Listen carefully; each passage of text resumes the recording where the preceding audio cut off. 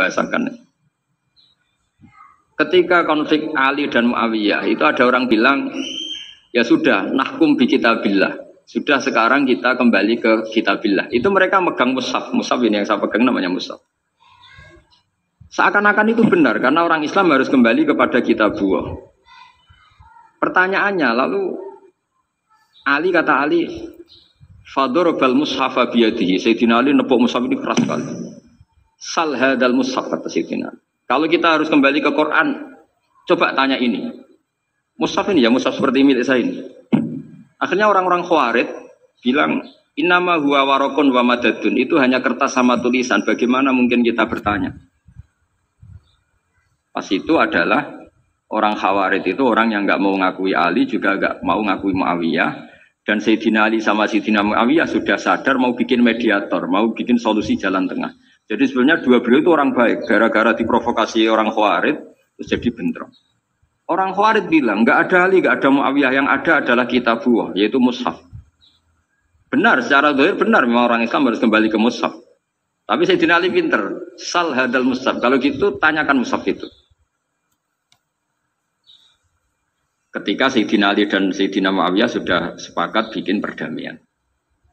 Akhirnya singkat cerita, innama huwa rokun wa wadadun, kata orang-orang Khawarij itu hanya kertas dan pena. Kenapa bisa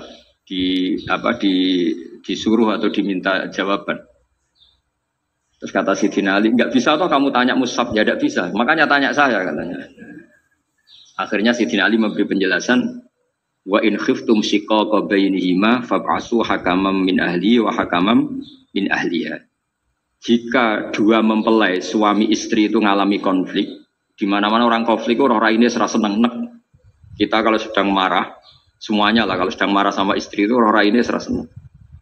Jadi sing ganteng kira ketok gantengnya, ketok elek etok. Sehingga kalau ngomongnya anaknya, dasar nakal kok bapak gitu. Bapak ya gitu, nanti dasar cerewet koyo ibu Makanya alhamdulillah banyak anak kita yang mewarisi nakalnya bapaknya dan nakalnya ibunya.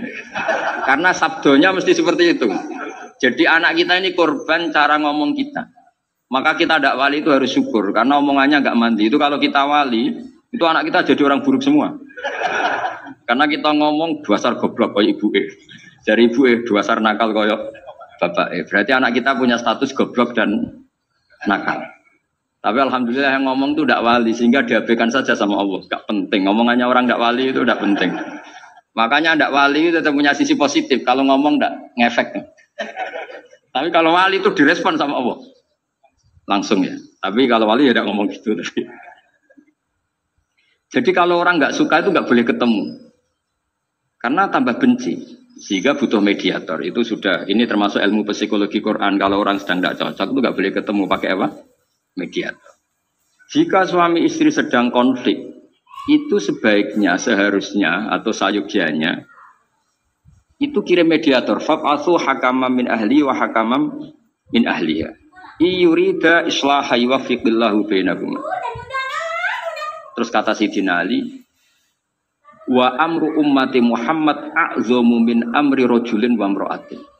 Dan urusan umat Muhammad yang kita sedang konflik dengan kekuatan besar dan bisa pertumpahan darah, itu lebih ngeri timbang urusan suami dan istri. Itu saja solusinya mediator. Hanya sesepele itu urusan pribadi saja Allah menyuruh ada mediator. Apalagi urusan kita yang lebih dahsyat. Akhirnya mereka ngakui cara istimbat, cara ngambil kesimpulan Sayyidina. Jadi ini masalah-masalah yang orang bilang seakan-akan benar. Sudah kita kembali ke Quran, kembali ke Quran. Quran yang mana? Wong kamu tidak paham. Lama-lama tanyanya cetakan mana ini? Ribet kan? Makanya saya ini bikin gerakan besar-besaran yang dulu saya ngaji tafsir lama sekali dengan Mbah Mun. Ngaji sama bapak saya, sekarang alhamdulillah sering diskusi sama Pak Quraisyab. Karena kita ini butuh. Dan saya punya teman akrab Gus Zofur juga dokter tafsir. Ya, kalau kamu ingin tak sebut ya punya teman kalian semua untuk mengkaji apa? Tafsir. Itu memang kita butuh. Karena Quran itu teks. Teks itu harus difahami ahlinya. Karena tapi ketika orang ngomong, ayo kita kembali ke kitabullah, itu kembali yang apa? Terus tentang apa?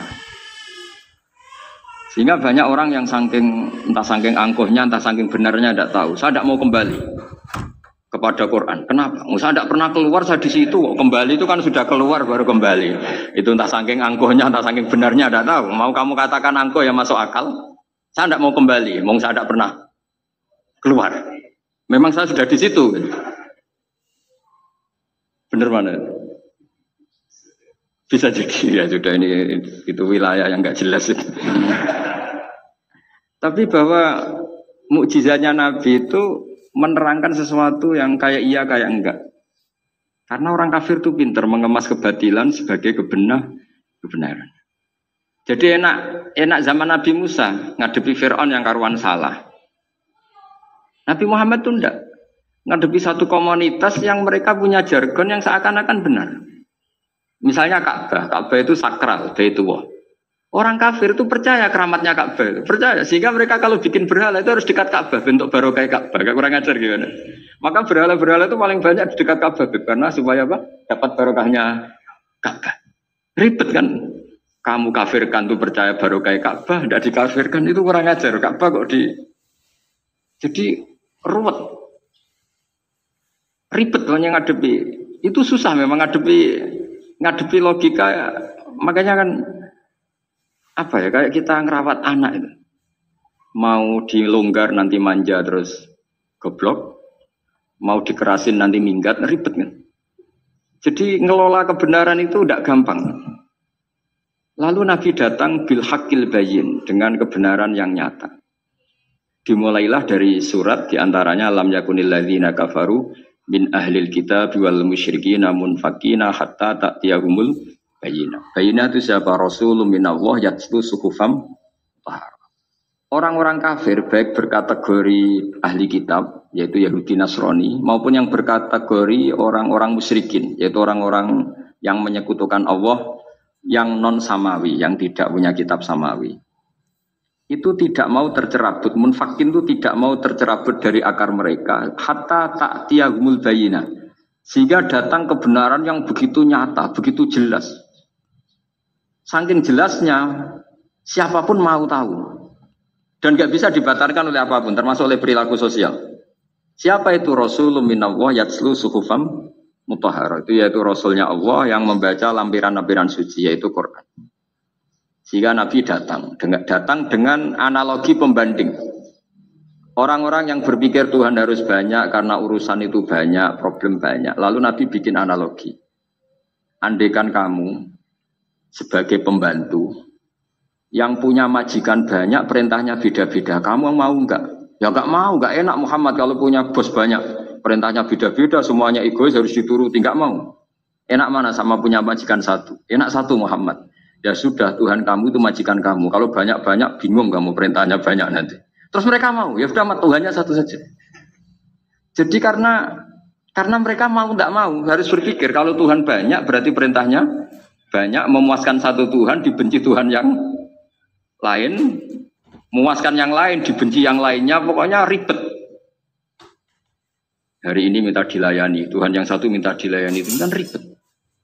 Jadi Nabi itu pakai logika yang gampang, makanya ketika Allah menjelaskan itu, ketika Allah dorobawa masalar rojulan fihi syuraka umutasyakisuna wa rojulan salamal dirojul hal yastawiyani masalah. Alhamdulillah Allah bikin satu perumpamaan, ada orang yang punya majikan banyak, yang satu punya majikan hanya satu. Hal yastawiyani masalah, nasibnya enak mana? Enak yang punya majikan satu karena standarnya jelas, SOP-nya jelas. Akhirnya mereka sadar, oke, Muhammad Tuhannya satu saja. Lalu dalam pertanyaan-pertanyaan yang lain, misalnya tadi masalah Sayyidina Ali, masalah dibully lah kalau sekarang itu Nabi menjawab ya dengan rasional. Karena mau tidak mau. Karena Nabi tidak dibolehkan pakai mukjizat zaman itu. Untuk awal-awal jadi Nabi itu nggak boleh pakai mukjizat. Karena mukjizat itu punya sisi yang sangat-sangat fatal, yaitu kalau Allah sudah menurunkan mukjizat, itu sekali nggak diimanin itu harus ada azab. Nabi ingin umatnya itu nggak kena azab. Makanya ketika Allah Taala wa ma mana ana an nursila bil ayati illa an kadzdzaba bihal awwalun. Cara terjemahan bebasnya gini, Muhammad, saya tidak ngasih mukjizat kamu kayak Nabi Musa, kayak nabi-nabi sebelum kamu yang berupa fisik. Itu problemnya satu, sekali saya menurunkan mukjizat, tren umumnya ini didustakan. Ketika didustakan, saya punya alasan menyiksa, wong sudah tak perlihatkan sebegitu jelas kok tetap didustakan. Maka sekali saya menurunkan mukjizat, kata Allah, wa ma nursilu bil ayati illa takhwifa. Saya memberikan satu ayat itu hanya warning, hanya peringatan bahwa ini akan ada bahaya azab. Sehingga karena pilihannya itu Nabi milih gak ada mukjizat yang seperti nabi-nabi sebelumnya. Milih mukjizat yang ilmiah, yaitu Al-Quran yang kita warisi sampai sekarang. Alhamdulillah. Karena kata ulama-ulama, nah ini pentingnya penjelasan. Andaikan mukjizat kita itu hanya tongkat, maka hanya ada di museum. Kita lihat tongkatnya Nabi Musa mungkin klaimnya ada di Turki. Mukjizat tabut kita lihat lagi di mana lah tempat di museum. Tapi kalau mukjizatnya Al-Quran, itu umatnya Nabi akan merasakan nikmatnya ila yaumil kiamat. Misalnya kita dalam bersuami istri atau dalam berkeluarga atau dalam bermasyarakat. Itu Quran kalau nasihati kita gampang sekali. Misalnya wa ashiruhunna bil ma'ruf fa in karihtumuhunna fa asa an takrahu syai'a wa yaj'alallahu fi khairan katsira. Sudahlah kalau sama istri itu yang baik. Jika ada watak istri yang kamu nggak suka, dalam ketidaksukaan kamu itu ada kebaikan yang banyak. Kamu nggak suka karena kalau istri kamu sering marah, kamu nggak suka. Sukanya yang senyum. Tapi kalau senyum terus sama orang lain juga senyum ribet kan kamu.